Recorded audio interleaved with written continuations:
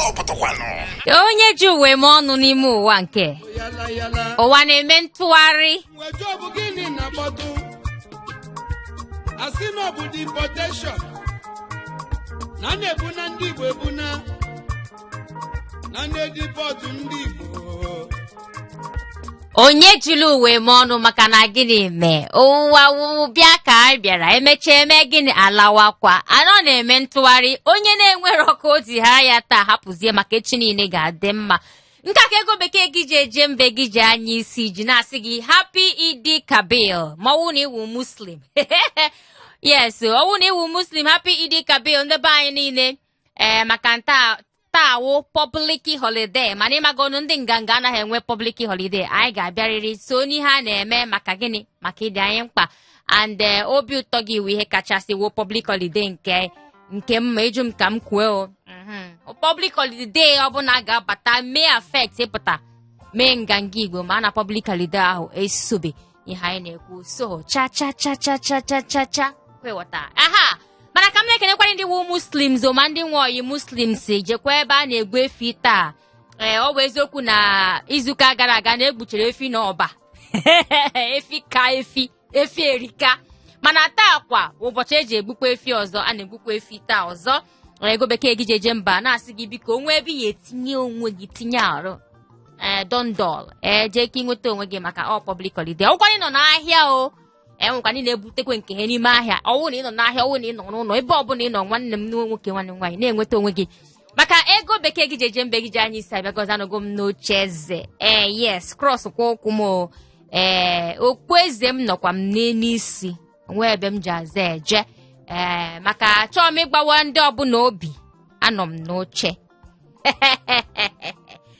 ngwanụ bata n'ihe anyị na-eme nke taa ka anyị nwee obi aṅụrị maka gịnị mere it is a time eji eme obi aṅụrị mana ka m zigodo ike ebe a nwanne anyị adọghị gị ilu n'obodo nkwa na onye anyị ga-agbara ọsọ taa ya gbabaziri ọsọ nke ikpeazụ anyị bụ Ben Johnson ka ya bịa Olimpik anyị adọghị gị ilu n'ime Nganga Igbo radio show na Hot 93.3 FM na ahụ ngị nwasịkwa like nwanne cool o down inwe ike na-erizi nzi ka ezi ka nwunye o si wee mee migration mpa ọnwe ihe ngwa gị n'izuzi gwa na a na-eji iche m ụkọchukwu osebụla ụwa ị na-agbagharịcha na-asị cha na eziokwu cool o down ọtago nna ya batago ka anyị mekwa ya ka anyị si eme ebe every Tuesday Thursday na Saturday anyị na-anọ ebe ya welite elu gị ọnụ ọtago na-agwaghị nke anwụ kwesịrị na ị ga-ama ọtago nwa ebe na-edekwu yeli n'akwụkwọ ịma mfu idea nwa ife ebe a na-akọ ife ndị mgbe anyị kọ Mama Ngozi na ndị ya ada ime nweta idea nwanne ị na-ebe elizi ebe ebi anyị ndị mgbu na afọ iyo anyị abatago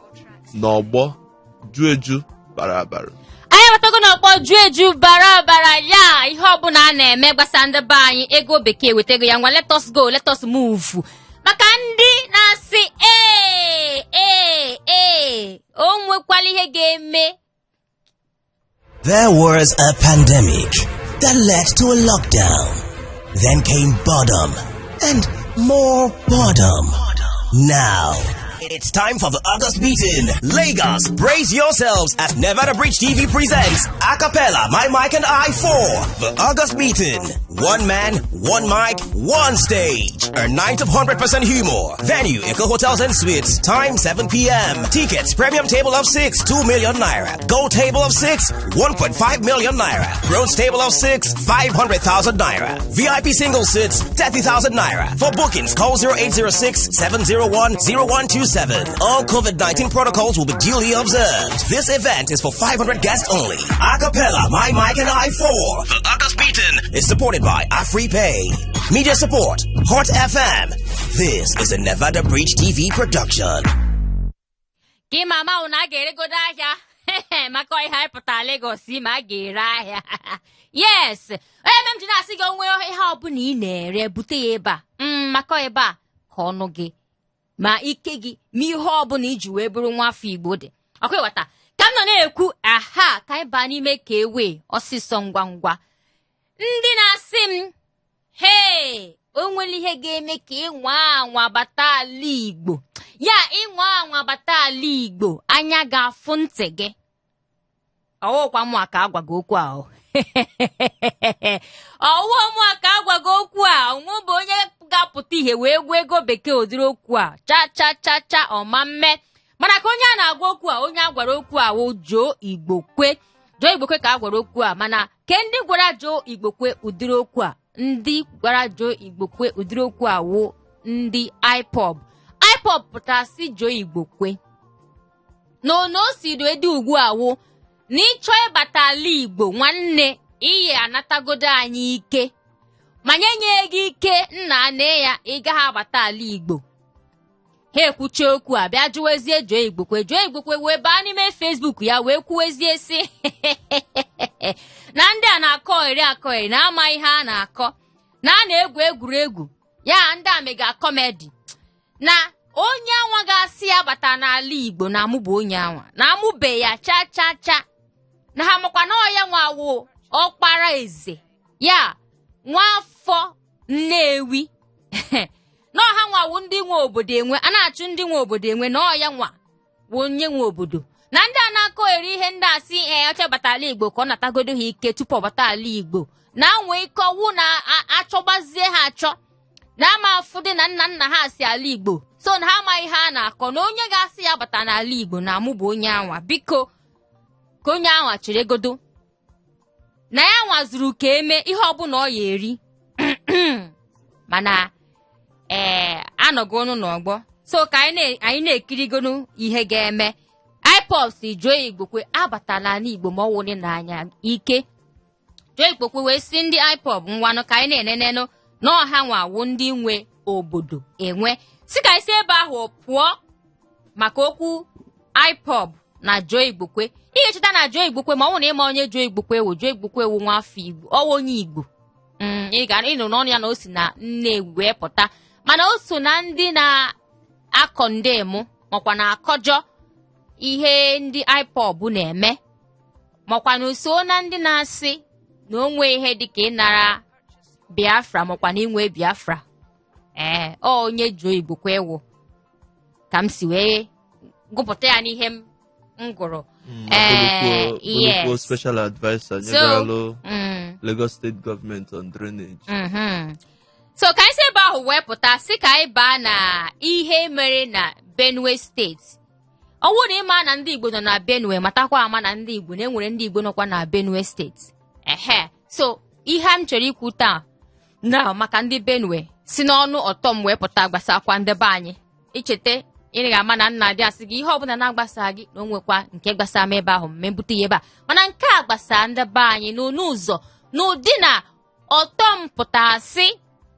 na ọ dịkwa mma ka esi anwụgide ndị na-akwuchitere ndị ebe ha ọnụ ndị na-ekwuchitere ndị ebe ha ọnụ dịka Nnamdi Kanu ma ndị ọzọ dị iche iche na ọ dị mma mana apụta hapụkwa ndị na-achịgharị efi ya herdsmen a na-egbu ndị mmadụ ka o si sọ ha na-eme ụmụ ihe ndị ọzọ dị iche iche ọtọm nọ na-ekwu nke a oge ọ nụrụ na egburu ndị mmadụ 8 na Gume local government area nọ n'okpuru gọọmenti nke ọ na-achị na Benue steeti ndị herdsmen makwana ndị na-achịgharị efi ba ebe anwa gbuwe ndị mmadụ ka o si wee sọ ha gbuchekwa aka na-agbakwa ezigbota mba na-asị ọntili n'ọtọmpụta si na ọ ga-edeghachi iwu ode na 2017 na-asị na ndị na-achịgharị efi amazi na-achịgharị efi na Benue na ka ha ga na-egbu ndị ebe anwa egbu ha na ha ma akwụsị na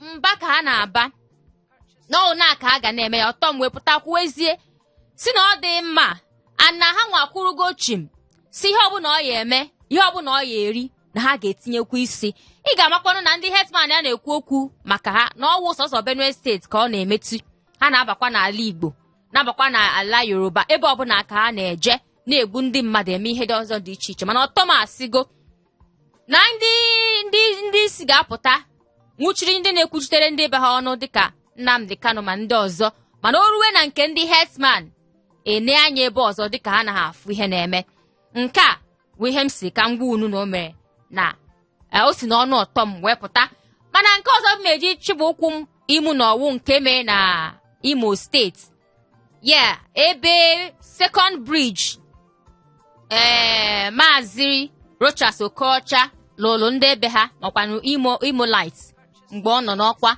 na asị na the second bridge anwa na ọ dago. Aha, mgbe o ji wee daa, chairman Owerri Capital Development Authority nọkwa ebe ahụ nke a kpọrọ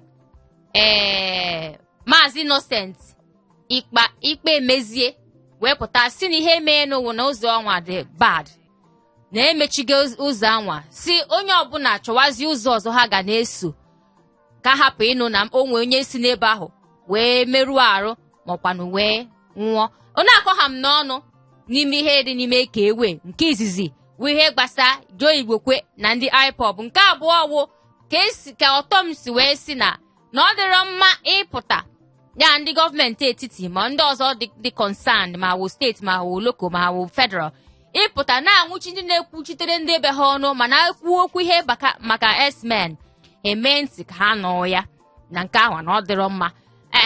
Mana the last one wụ ihe gbasa gịnị briji Rochas Okocha rụrụ ndị ebe ha dara ada mana emechigo the bridge now.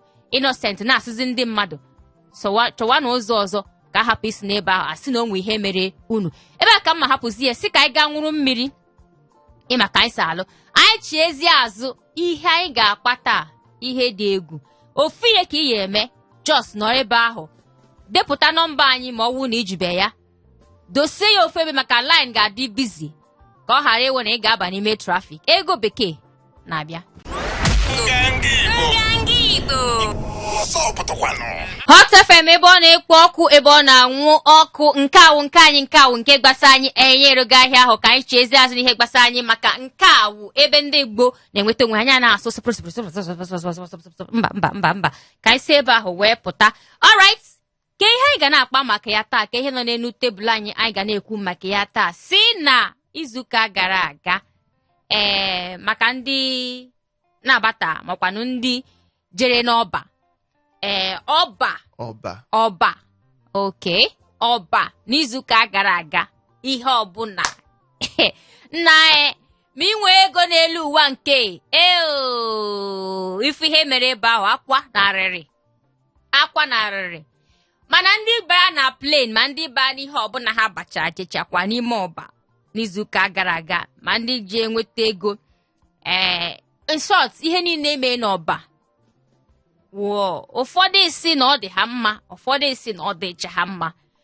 Anyị sị ka anyị tụnezi ihe a maka na ihe mee n'ọba wụ ihe gbasa akwamozu nne Maazị Obi Kubana mana ịfụ ka ndị mmadụ nke akazi crusade jere ebe ahụ wee kwadokwa maazị a na ka o si na-akwa ozu nne ya.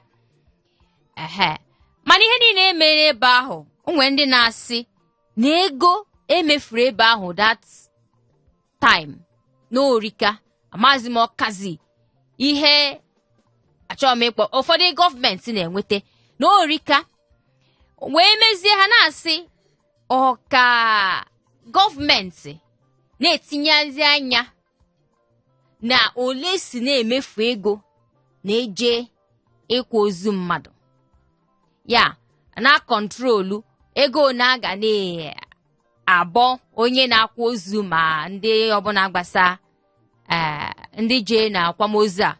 Anyị wesị ka anyị jụọ unu o kwesị ka gọọmenti na kọntrolu makwa na-etinye anya n'ihe gbasa ego onye ọbụla je n'ebe a na-akwa ozu wee sị ka ọ bọọ ndị na-akwa ozu a. Nke a ka anyị ga na-akpa n'ihe omume anyị nke taa. Ịchọ ịbata n'ihe anyị na-eme magonu maọbụ na ị na-adị abịa na 08182426591 akara ekwentị nke iyi ji kpọọ anyị akpọ maọbụ na ịchọ izite anyị ozi 07080851850. Ịchọrọ ịkpọ anyị akpọ 08182426591. Ịchọrọ izite anyị ozi 07080518550. O kwesị ka gọọmenti na-etinye anya n'ego ọbụla mmadụ ji wee jee ebe a na-akwa ozu si na ego a ka ọ chọrọ ịbụ ndị na-akwa ozu. Nke ahụ na ka anyị na-akpata. Hello. Another. Ọnọdụ ya, ehihie ọma. $1,000. So one and only nọ n'ime Nganga n'ala Igbo. You know the onye papa nna you are for the last week. eje m ọbaje medorime You would have very mother. eje nnata ha ego ụgwọ ụlọ m n'ọba Abi, aleta in the now. no nwanne Where's the other? nna ife dịkwa mma n'elu Okay, don't go and Bariga. onye madam brown no kwe na ihe anyị na-akpa gbatuo n'igwe okwu gị o gbatuo redio gị o Okay. So, ndị gọọmenti ọ na-asị na a na-etinye ya na ka esi eme ego na dolara onye gbasara ha ebe ahụ aleta ha nyere onye ahụ ego ọ na-eri nwanne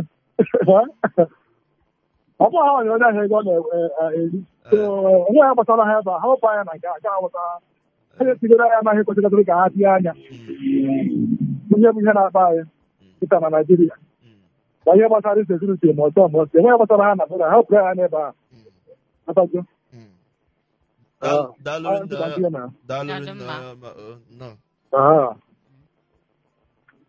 Alright, 08182426591 ka ọkwakara ekwentị anyị nke ehiche maka ihe anyị na-ajụ taa o kwesị ka gọọmenti na-etinye anya ihe a so n'ihe ndị mmadụ kwupụta. Hello.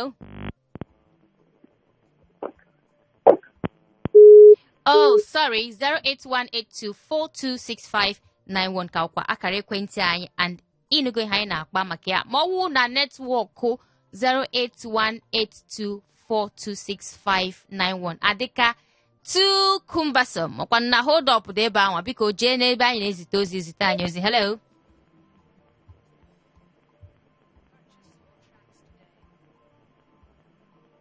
Okay, biko ịbata asị gị hello biko just zaa hello ikwu ihe ọbụla ị chọrọ ikwu 08182426591 ọwụ nke ozi 07080051850 ihe nke na-akpa maka ya wụ ihe mere n'ọba last week ebe ndị mmadụ ji wee kwadokwa nwoke ọma mere akwamozu nne ya ya wụ Obi Kubana mana ka esi wee mee ego wozie ka mmiri na pepa esi wee mee ego wozie ka mmiri na pepa ka ndị mmadụ si wepụtazie kwuezie maka ya onye ọbụla na-asị ndị na-asị na ọ dị mma ndị na-asị na ọ dị njọ ndị na-asị na ọ dị mma ndị na-asị na ọ dị njọ anyị wee jụzie na-ajụzi unu biko ọ kasịzie ka gọọmenti pụta na-etinyezi anya na ego one mmadụ ya abụọ onye na-akwa ozu. Hello. Ehihie ọma sa. Adị mma sa. No. Ị ga-ama na eje nsọ kọlụ ma ana m aya moto. Okay, yes. Ndụbụisi Bariga nọ. Ihe m chọrọ ịgwa gị ikwu n'okwu ahụ bụ na ndị gọọmenti ahụ ha na-ayị ara ọya ka wewe ihe ọzọ kpatara m ego ọha otu ntị sọ ka m jesi wee mee ego m ọgba ọgbama 12 so ha na-ayị ara na udo ọ bụ na ha kwụ ụdị okwu ahụ udo isi atọ na ha kwuru ụdị okwu ahụ ọ ndị ara ka ha bụ okay. Anyị asị na ha kwuru ngwanụ nsogbu adịrọ nọdụ mma o kwekwa nwayọ na anwa dị moto ya alright onwe mgbe anyị sị na ha akwuru n'ahụ mana ihe anyị ji wee na-ajụ ajụjụ awụ maka ihe ndị mmadụ kwuga ndị na-asị na ọ dị mma na ndị na-asị na ọ dị njọ ka anyị ji na-ajụzi ka anyị kpọzienụ ndị gọọmenti si ngwanụ maka ihe ndị mmadụ na-ekwu ka ihe unu uche o kwesịkwa unu wee tinyezi anya. Hello. Hi, pounds and dollars. Ehihie ọma. Hello. Hello, nne anụmanụ ihe ị na-ekwusa. Ihe a ndị a na-ekwu sef nọ esimikoro na-akpọ ha m Felix. Okay, Felix nọ. Esimikoro na-akpọ ndị gọọmenti si na ha na-achọ itinye anya na ihe ndị ga-eji akwa nne ya ọ nọ ya. Nke ha na-ego moto na-egogharị na-emeri na Naịjirịa sef nke a anyị ga-abịa tinyewe anya na nke ha Afọ na onye kpatara ego ya ji nwanne ya gbasa onye kpatara ego ya lie na ya otu ọ bụ asụji ọkpara kpatara ego nke osote ọkpara kpatara ego ya lie na ya na ọ bụ ọkpara jiri ụlọ. Ọ dị mma nọdụ mma onye kpatara ego lie ego ya ọ nke a ka onye kpọrọ m las na-ekwu onye kpatara ego rie ego ya ọ nke ya nwa na-ekwu mana gị nwa na-ege ka ihe iche biko chetakwa na m si na onwe mgbe m si na gọọmenti kwuru taa hello Ego bekee. pounds and dollars Eyi ọma nọ. eyi ọma nwoke dị mma Iyo bekee. Iyo bi iyo. ezigbo nwanne Ana m ekene o. nwanne m nwa na-egbuchala kakao Udo afọ mgbe ekene Smogo steeti akpọ. ekene nnọọ ma Kenny Daalụ nọ. no nwanne Ka ntị ọnụ ihe m na-ekwu. gaa n'iru Nke mbụ bụ na ị ga-ama na gọọmenti adịghịla eke ihe ndị Igbo na-eme. Ihe ọbụla ndị Igbo na-eme na a na-afụ na ihe dị iche na-adị na ya. Adịghịla eke wa progres from origin ọ bụrụ mmadụ ga-agbagodo anyị. So ihe nwoke ma mere a na-ekwu na ọ sịrị ego enough ọ nọ Martin ọzọ egoje jite ego bịa bido ihere ahụ nke ahụ ka ga-agala ekụzi ike onye nwere mmadụ ya si na ya aka kakwa ibe na onwekwana onye mere ibe ya ego oyibo abụla ya chọọ a hetere anyị bụ na aha hetere anyị mana Chukwu na-eghe hetere anyị ọ gara ekere anyị ịghọtago so ọma sọpọtụrụ m ya mere gọọmenti ọnọma wee adịghị alaik awa progres adịghị alaik acha mana Chukwu karịrị ha ikwu ọnụ na nke nwoke Benue kwuru nọma onye ọbụla dịkwa wee na asị ka ya kwụsị ihe a na-eme na gọọmenti ma ebe ya ga-eje ihe niile na-akwụsị mana oduto na ha amago na eso ya ntụ a ọ gaghị efuvọrọ ha n'ọkụ ga efere ya ka a na-eme ụtọ gọvanọ tọ mgbe ezigbo okwukwo kwuru ha mana m na-ekwusi ike onye ọbụla ike ruru ebe oru ma ọ ga-emenwu ihe ndị a na-eme kwesị ime kasị ya asị na anyị kọma mbụrụ na ọgbọ ọfụfụ egetigaghị m na-egetigaghị mana Chukwu na-enye n'igwe o nwere ebe otu ehe epi anyị Chukwu na ga-aza anyị niile n'aha Jizọs Chukwu ga-aza anyị niile ekpere ise nna ọkwa ma a na-asị na Igbo nwere ego afọ juru m anya hello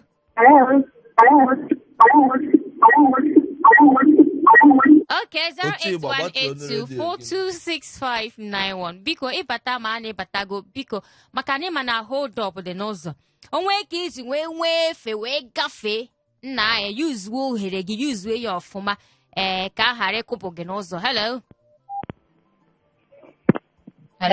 yes ehihie ọma ehihie ọma Igbo na-ege ntị ekene m ụnụ a na-ekenekwa gị afọ m Cindy ana m akpọ from Egbeda o Cindy a nke awụ nke isizi gị kpọbata Cindy ọ tọgbuone m ama m na a na-eme oge ndị Igbo na-esi taata ka m nọtụgolo ruo ehihie ọ tọgbuone m obi m nsọ ụtọ ngwasị ka anyị nabata gị n'ụdị anyị si anabata ndị be anyị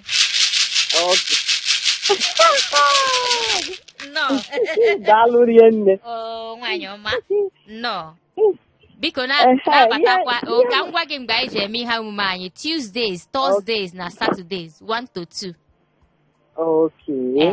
nsogbu adị mma na-esozi ụnụ kịta ndị na-eme mmemme n'ụtụ na ndị na-eme nke mgbede ka m na-esokarị anyị na-enwe nke ndị be anyị nsogbu adịghọ aya m na-esozi ụnụ na maka na ọ tọgbuone ma amaghị m na oge eji eme ya dị yes ọ dị mma ngwa jee n'iru nwaanyị ọma ihe m ji chọrọ m itinye ọnụ n'okwu a ihe gbasara ihe Cubana ịma na abịa n'obodo a kpọ Naijiria egogo na-akpọ ha na ndị Igbo ndị niile awọ ndị Igbo na-anọ na red light amaghị why aghọtaghị m amaghị m ihe mere ha ji taa ya si otu a na-asị ama m na ọwụghọ ndị gọọmenti kwuru ya dịka ụdị isi kwu na ọha na mana ị na-ekwu na otu ha si debe ahụ a na-adị ka ya sị na otu ha si were mee mmemme ahụ adata mana o nwere nwantị Naijiria ama ọ ya wosi ya nji wee na-ekwu na ọ na Naijiria magasị na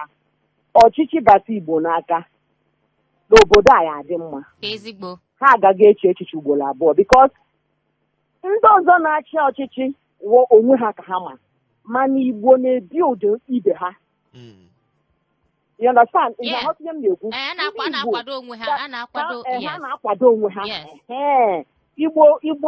Igbo kwenyere n'ịkwado onwe ha Igbo kwenyere n'ịzụlite ndị obere onye nwee ego ya dọlite nwanne ya maka na ibe ha mee na Kuba na that day wụ ndụ niile nwoke ahụ kwadoro ndị niile ọ dọlitere nwunye bịara ije ahụ ma ego one ka o tikwere n'ihe ahụ otighị nshishi na ihe ha mere ebe ahụ ọ ndị ọ zụrụ ndị chetara ya na o kwere ka ọ zụọ ihe karịrị otu ahụ mana mmadụ na-abụọ na ịtọ chetara ya na-eketi mmemmedo ndị Igbo wu ndụdụ yin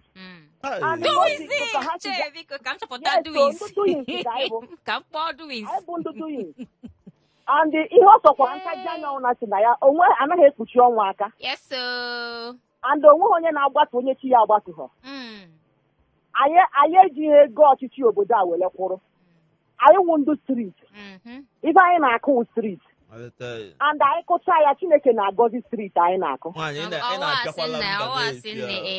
ịghọtago ndị Igbo na-eme ihe ahụ a na-ekwu sị Chineke kwuru sị chọọ ihe ị ga-eme ma aga m agọzi akara aka gị so ndị Igbo ahụ na-eji aka ha jee chọọ ya ọsọ ọwụ na obere ahịa ka o yi ebido otu anụnwa o were Chineke tinye na ine na Chineke ebunye ya nwe okwenye na-atụ m ọgwụ ego nsị ya ọ bụ izi jee gwọ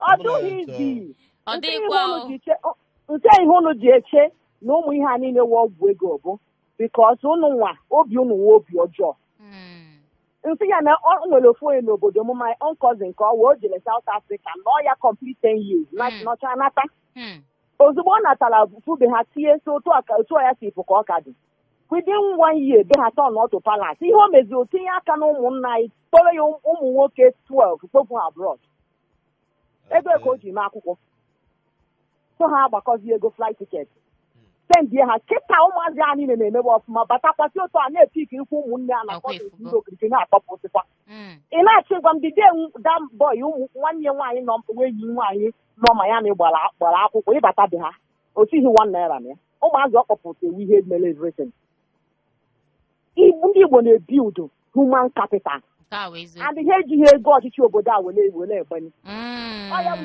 ihe ndị ha ji atajigodoro anyị anya ọsọ ha gba katapọtụ otu ọwụna ọchụ nwa ọkụkọ nwa ọda nwa ọkụkọ nwere ezigbo ọsọ I dey tell you so my sister hapụ ihe aha mkpọnchụwa ego na-aba nna ebe a na-ahụ ọzụ ha ọzụ chaa Chineke gọzie m ịbịagwa m ka m na-eti ego m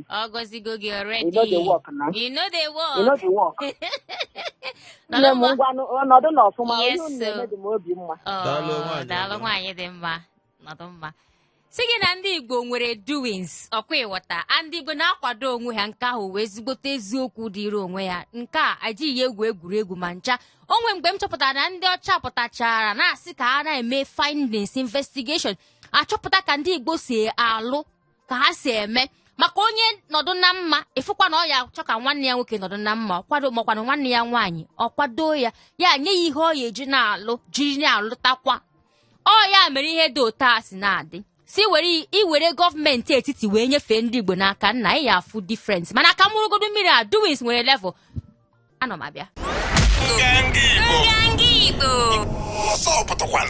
nke ikpeazụ ya like anyị ihe ederede na-edigo ya ọkwa ịghọta onwe ebe ndị Igbo ji aza eje a na-eme ọfụma mana ihe niile mere n'ime Kuba na-ebute ego nsogbu ọ ya bụ ihe na-atụrụ na soshal midia ebe ọbụla ị na-eje na Kuba na nke a mere nke ọzọ mere ego ndị Igbo mefuru ebe anwa n'orika ọ dịzie ka ga na-asị ka a na-asịzi ndị Igbo na-akpata ego nwa aba n'ime anwa baa n'ime mmiri baa na nke ọbụla na-akpata ego nwa ka na-asịzi ha na oli ya ezi na spend ego iji wee sweat gị niile wee kpata anyị na-ajụzi ọ ka akpọzie ndị federal gọọmenti ka ha bịa na kọntrol ihe ha hello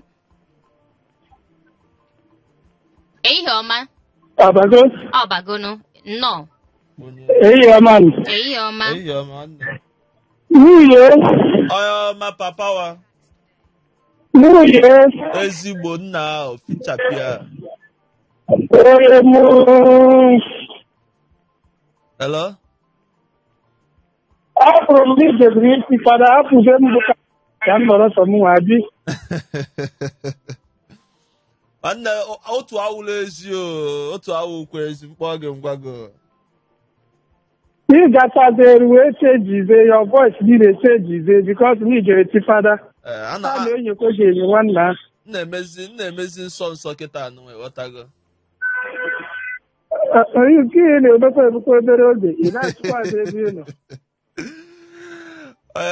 Maka eko si adị na. Ndodo. Ego bekee. Eyi ọma sa. Ego bekee ka esi mere. Adị mma sa. Oke, a ma n'ihe oriri dịka mbata ka a chekwa n'ọrụ. Ngwanụ. Because Igbo bụ Igbo. Igbo ihe eji wee mara Igbo bụ ịhụnanya. Ihe eji wee mara Igbo bụ ime obi nwanne. N'inwere nwanne ịkpọta ya ikụziere ụzọ. A sị na ga-enyere m azụ kama kụziri m ka esi egbu azụ. Ka ọ na-ekpọta nwanne gị kpọta enyi gị kụziri ka esi egbu azụ. Ụbọchị ọ gbara taa nke akụbara siri egba mmiri a na-ezo ebe ọbụla. Ihe m na-ekwu bụra gọọmenti jikọrọ ihe ndị a na-esi anya ihe m kwuru ndị ya na-emebu dịka na-atọ ụzọ ọbụla na-esu egba moto mara mma asịsụba gị ọsọ ka a mara ebe usorote ego na-enwere ebe iwepụrụ ego asịsọba ka ya nnata gị a chọrọ ka ọkachasị ka ndị Igbo niile ka ha doo ụbịam mana Chineke ama nkwe Chukwu ama nkwe ihe na-eche ọma ngarị mana onwe ihe m chọrọ ikwu biko eweliweli redio steshọn a o nwere okwu a na-ekwu na redio steshọn nwee okwu a na-ekwu na strit nwee okwu mmadụ na-abụ mmadụ bụ ọ nọkọrọ n'ofe ebe a na-ekwu o nwere wọdụ a na-eyi na redio steshọn o nwere ụdị okwu na-ekwesịghị ite ịghọtara ebe nna ya so onye tikwu okwu na redio steshọn micro dis redio steshọn ahịa ọ bụ ọsọsọ Lagos na-ebe ọ bụ ọsọsọ Ogun steeti na-ebi ya oge m mere travel na-ada n'obodo ya afọ ebe ọbụla m nọ ihe ọbụla a na-ekwu na na-eji so onye ọbụla na-ekwu okwu ka ọ mara ka o si na-edozi na-ekwu okwu anyị ma na iwe na-ewe onye ọbụla nweghị onye iwe na-ada ewu iwe na-ewe everybody na ụzọ n'ihe na-eme m maka iche ikwu okwu mara ka isi ekwu ihe gbasara ihe a na-ekwu na redio steshọn ama ọ bụ ihe m na-ekwu ọdịnakwụkwọ Ikwute ya. Asị m ka nke elu nwunye nnọọ. Daalụ ezigbo mmadụ. Daalụ nwoke dị mma. All right. Si na ọwụ na hold up dị na 08182426591. Ofi ya ka ị ya eme. Si hapụ ebe anwa baa n'ime 07080051850. Ozi ka ị ya ezitere anyị ebe ahụ. Ihe anyị na-ajụta awụ ihe gbasa ka ndị Igbo si wee mee ego. Mana ndị kpọburu akpọburu asịgo na a na-akwado onwe ha, which is true to a greater extent. Ndị Igbo na-akwado onwe ha. Ma afụ ebe onye Igbo na-eme ọ fere arụ. Mba, ọ fere ezigbo arụ. Ife ebe onye Igbo na-eme ọfụma, ezigbo ta nnọọ mma. Ọfụ nwanne ya ka ọ nọ n'uju, ọ sị ka ọ hapụ imere ya mba. Ọ na-afịa arụ. Hello. All right. Ka m mkpọbatakwa Larry Gaga with egwu nke ọ kpọrọ Owo n'Ikoko mana tupu m eburu m akpọbata ngwa Larry chee ka mụ na onye ahụ. Hello. Hello. Ehihie ọma. Ehihie ọma. Na-eterekwa m na ihe nke anụnụkwana m ụdị a na Lagos a na nke a bụzizi m nwa anyị nweta obere redio steshọn a. Mụnwa itunu dis redio ọ bụrụ na a na-asụ Igbo ihe Igbo ka a na-asụ ebe a ka m bekee n'ihe a na-ekwu. Ife a na-ekwukwazị na ebe a na-amasị m nke ukwuu. Daalụ m n'ihu m na-eme Chineke gọziere m.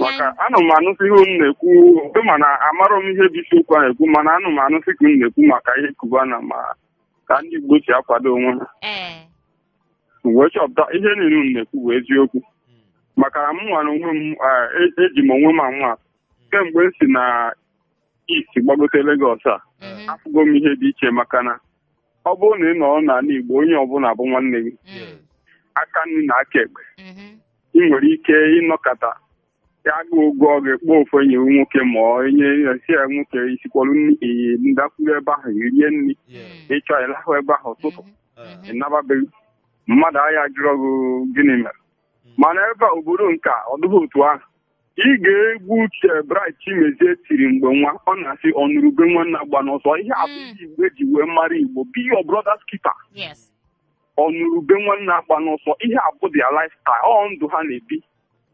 ugidegoruri before unu kpaba nkata ata so ma ọ bụrụ ma ndị gọọmenti asị na ga-ekubana ma gino ma ndị na-akụ asịrị ịma na ihe ọbụla onye Igbo mere na-ada ebute nsogbu anụrụ m fụ onwe nwata nwaanyị anọkọta akụba asịrị mgbe a na-asị na Chidimmasị amarọ m ihe mere nwata nwaanyị ji wee mee ha mana ihe ọbụla gbasara ndị Igbo ha na-enyopukarị ya na-ekwukarị ya ya kwuo ekejighị ekwu nke ndị ọzọ amarọ m ihe ojide otu a mana nsogbu adịrọ ama ha ka emere a eme ka a fụrụ ndị na-agba Igbo mgba ike ya taa agba onye ọbụla ihe a bụ ndị Chineke guzobere n'ụwa o nwerekwanụ ihe mere etu akwa ka Fero na ndị otu ya si wee mee ụmụ Izrel emejakwa ikpere bụ nke ha nke a kịta ọ ga-eme onye ọbụla gba mmanya nwanne gwabekwa ya afa ya oke afa m bụ Chidi onye ọma Chidi daalụrụ nne ka ebe isi na-abata biko ka anyị nwetakwe nke anwa ebe m bi ebe isi akpa anyị oke esi m na aja oke ọ dị mma nnọọ ngwa nọdụ mma biko maka ndị na-abata n'ihe omume anyị nke ọhụrụ ya nke izizi ha ịbata n'ihe anyị na-eme ka m were ohere a wee gwa unu na a na-eme ihe gbasara ndị Igbo na Hot 93.3 FM o nwere ike na-asị ka e daịlị dị ife a ka steshọn dị ife a ọ 93.3 FM ihe a na-akpọ ya wụ Hot FM redio na-enwu ọkụ na-akwado ihe gbasara ndị Igbo biko Tuesdays, Thursdays na Saturdays ka anyị ji eme ihe omume anyị oge anyị ji emekwa n'ihe omume nwa wụ 1 to 2 p.m. Hello. Okay, ka driver ji wee bufee gị bus stop Maazị Larry Gaga weta egwu ahụ ị kpọrọ owo n'ikoko ego dị mkpa ka anyị jee n'ebe ahụ Igbo wojembe enwe ilo ife ayọrọ ọcha anyị ka ọ na-enye anyị na Hot 93.3 FM ego bekee gị je jembe gị ji anyị ise gị ji abụ ezigbo mba na Lagos owo n'ikoko ka nke anwa awụ onye gụrụ nke anwa bụ Larry Gaga ya na ndị ụmụ Obiligbo. Hello. Hello. Ihe ọma. Ego bekee ka ị na. Adị mma ezigbo mma. Nwunye oke ewe.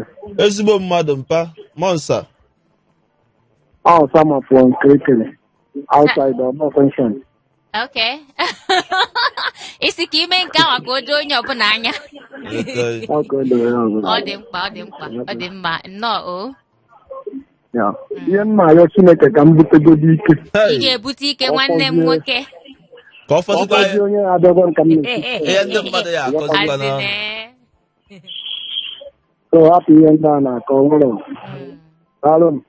Okay, nọdụ mma nna ya okwu gị dị straight to the point ya bịakwa m ebe a iti ike oke mkpu ihe m bịara ka m gwa onye ọbụla na m ma ebute ike mbutezi ike a ka m fụ onye ya bịa sị m ndị a na-eke ihe eji eri ego a ma ọ bụ na 08182426591 ekwe ego ọbụba biko baa na ebe anyị na-ezitere onwe anyị ozi si na anyị nwere ụzọ dị iche iche ihe eji enweta anyị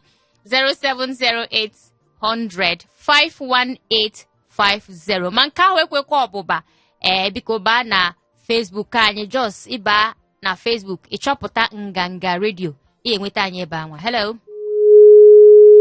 Okay, biko si driver ya kpọfala gị bus stop na irigo bus stop gị 93.3 FM Nganga Igbo ka anyị kpọrọ ihe ụmụ anyị na-eme ebe a and ego bekee na nwunye owo ndị nọ n'oche eze na-asị gị biko ihe ọbụla anyị na-eme ebe a wụ ihe gbasara gị ị na-ere ahịa na Lagos bute ya ebe a maka nke awụ nke gị. Hello.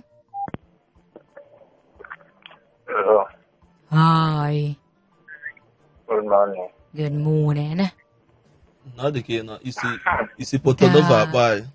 Go, good afternoon. Yeah? Yeah. No, done in it. No, damn. I'm not coming here for that. It's not dummy. Oh, okay, that can you okay. No. Ano me make am na-ekwu kwa ka isi na-ekwu ma na ịbịa ka ị na-agosi amara onu ma dị n'ota na asị ka mma mmemme nwe ya. One and only. Hikele m gị nwoke dị m ụtụtụ ọma. Na asị m na isi Potonova akpa anyị nke ị na-etucha ụtụtụ ọma by 2 o'clock ka ijezi mpa. On the uniform. Na ọlịgogo gị isi nke ikpeazụ. Na kulukwa down ịnọzikwa overdose. A na-efe dị mma na ka ewe gị ka saịdị isi etinye elu. Lekki phase 1 ka ị nọ. Nne maka oge anyị ọkwa ịnụ ya anyị na-akpa tata. Mmemme doing si mee na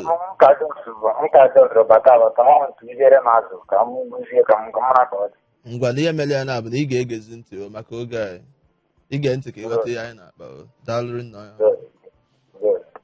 Nganga Igbo Radio Show Hot 93.3 FM. Nwanne ihe anyị na-akpa today bụ na anyị na-ajụ based on magic mmemme ndị Igbo mere n'ọba dịka ha gbakọlụ High Chief Obi ihe egbu onye nke eji Obi Kubana wee malụ mgbe ọkwa mmiri on Saturday. Ọtụtụ ndị abịago mee majik dị ya wee na-ajụ nwanne ka ife ngị nwalụ based on na ọtụtụ ndị mmadụ na-akpọ oku na segwa gọọmenti ka etinye anya na onye esi wee abuzuo naira oyi ha su n'oyibo ọnọdụ ya.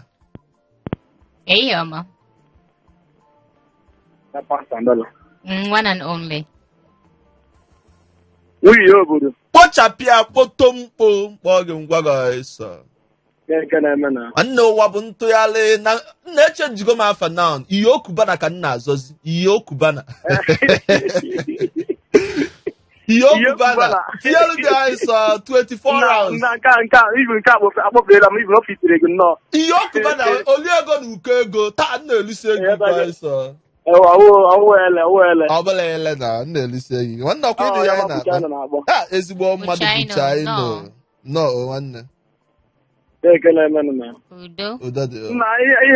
ihe unu na-ekwu bụ ihe atọgbuola atọgbọtọpụ m iche nnọọ maka ịma asị na aha ndị Igbo adịrọ mma na maikrofon achọkwana m ime onye nwere ụzọ aka na-atụ ihe o ji atọ m nọọ ndị Igbo mere ihe a ihe ọgwụ na ọgwụ ihe ndị Igbo na-eme na-atọpụ m iche ọgwụ nọ ndị obodo ọzọ ọgwụ nọ Yoruba Hausa mere ya even ị gaa betọta ọgwụ ndị Igbo aga na anọ ndị ọgwụ ego ọdụ m tinye onwe gwụrụ ọgwụ ogwe nwanne ọ dị n'izu ego Igbo abụla ya chọọ ọ bụ na ọ dị izi jebutie na afọ ihe onwe gwụrụ ọgwụ ogwe ịma na ndị Igbo tiri o ji ego ji ọgwụ na confirm so onye si na ọ dị izi and enwere ego nwere mmadụ onwere ego nwere mmadụ nwere ego nwere mmadụ na ịghọtago ịma onye ji ego na-ekwu mmadụ ọnụ ibu onwe ya ndị a ga-emere ndị Igbo even obi ụtọ tọrọ m nọ ndị Igbo mere azụ daalụ ezigbo ama m ka m ga-esi n'ezi ya daalụ buchianụ ngwanụ na m mụrụ ọfụma daalụ yes ebe ọbụla ihe na-enweta ihe ga na-enye gị obi ụtọ gbasara ndị Igbo ebe a mmekwu ya ọzọ si ebe ọbụla ị ga na-enweta ihe gbasara ndị Igbo na-enye gị obi ụtọ ebe a ịnweta ya ebe ọzọ nna ma anọ feki folocom ya ebe a ka ọ nọ si ka anyị baa n'ime ozi anyị nwetagoro fest tupu anyị eje n'iru na-ebukwa ndị okwu ndị ọzọ na-agbatacha ofu n'ime ozi anyị nwere ebe a mana tupu m agụpụta ofu n'ime ozi anyị nwere ebe a onwe ndị na-asị ego bekee were nwayọọ na-akpọpụta nọmba anyị were nwayọọ na-akpọpụta nọmba anyị were nwayọọ na-akpọpụta nọmba anyị ka anyị nwee ike idetu ya makwanụ sevuo nọmba anwa n'ime fon anyị oke ma akpọpụta dị nọmba wụ 081 82 42 6591 081 82 42 6591 ka owo akara ekwentị ya eji kpọọ anyị ịchọọ izitere anyị ozi 070 800 51850 070 800-518-50. Ngwa ka anyị baa n'ụmụ ozi anyị nwere ebe a. Nke izizi wo ọsị nwiyo na ego bekee nwaanyị dịka esi chọọ ehihie ọma nọ ehihie ọma nwoke dị mma makwa oke nwoke dị mma. Maka ozi a si n'aka Ifeanyị Apasino nke Agege na-abata Agege Pensinema. Okay, ọ sị ụbọchị sara ọma n'isi ụmụnne anyị bụ ndị mosque taa nwiyo n'obodo. Kedu ebe ịgabazi n'ụbọchị Satọde? Nwiyo kebe ịgabazi n'ụbọchị Satọde mechie ka ịsa ajụjụ anwa. Ijebezili ọba ga-bute ike nke Pentecost nke ikpeazụ. Gbasa ihe mere na ọba n'otu chief obi Kubana siri gịnị? Sirikwa nne ya. Okay, ya sirikwa nne ya bụ ihe dịkwa mma o maka chi. Ndị mmadụ kwetere na ọ na-eme nke ikpeazụ n'ụwa niile. Igbo bụ Igbo kacha n'Igbo amaka. Igbo bụ Igbo kacha n'Igbo amaka. Nwiyo ego oyibo ọ bụlụ ọgwụgwọ ọ bụrụ gịnị iwu ha? Esere m hụ gịnị bụ ihe a o dere? Nwiyo ị na-agụpụta na-agụ ya na-agụ esi m na ịma ya ọrụ ihe dere ebe ahụ. Ọ sị nwiyo ego oyibo abụrụ ngwongwo ụmụaka. Ọ bụrụ ngwongwo ụmụaka. Ozi ahụ si na ọnụ Ifeanyị Opasino nke Agege wee bata. Ọzọ dịkwa ebe ahụ si ehihie ọma nwiyo na ego bekee tinyerekwa ndị Nganga Igbo niile. Abịa n'ihe anyị na-akpa taa.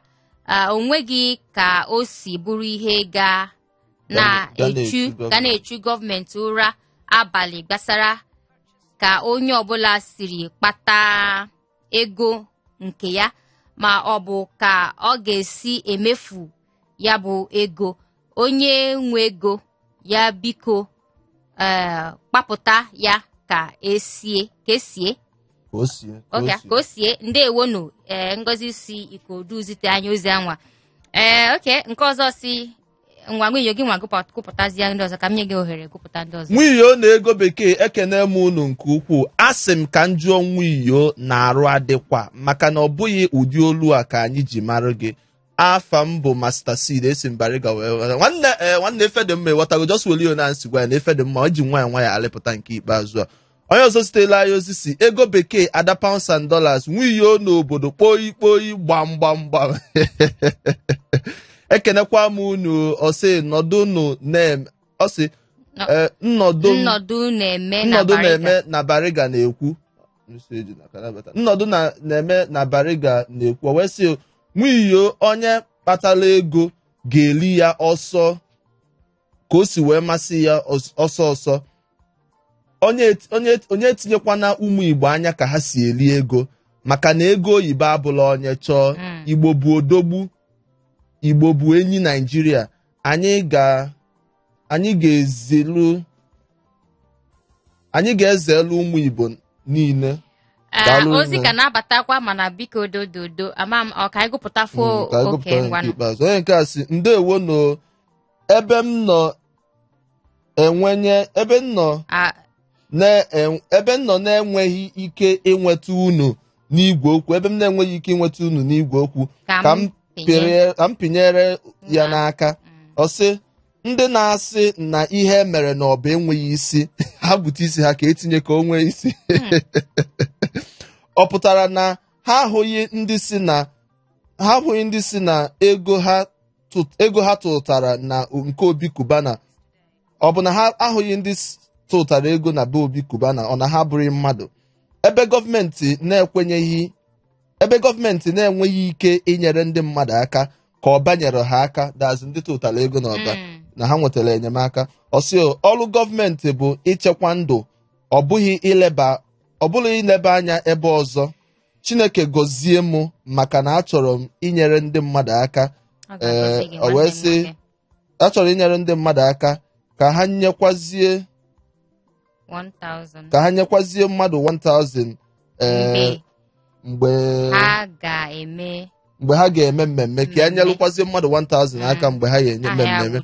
Aha m bụ Chief Udo, daalụ nne onye ọma Chief Udo nakwazi mmadụ niile sitela anyị ozi a n'ụbọchị taata. onye na-asị m si hi ka ọ maa ma m na-agụpụta ma fụ mesejes m na-afụ ya mana biko oge erugo mgbe anyị ga-abịa ekere ọrụ eke ihe awụ 2 o'clock anyị chetara mgbe anyị batara n'ihe anyị na-eme agwara m unu si n'ihe emume anyị wụ 1 to 2 ọ ga na-adị mma asị mmadụ lie ka o lie richee ma nke enye nwe ụlọ ka anyị bịa lawazie biko mgbe ọzọ anyị ga-abịa n'ihe omume anyị wụ Tọzdee gbanwa nyezie gị ohere iji wee batakwa ọfụma banite n'oge na-abata n'ihe anyị na-eme 08182426591 ka ụkwa akara ekwentị anyị mama kpọta ya ọfụma bata na Facebook anyị so anyị ka anyị mepụzi ihe fọrọ ebe ahụ ego bekee gị ji eje mbe gị ji anyị ise gị ji aba mba na Lagos na sị gị biko nọdụ m onye foto a ka m fịa na Tọzdee nwanne anyị ga-akpọ ya ọzọ nwunye ka o emesịa.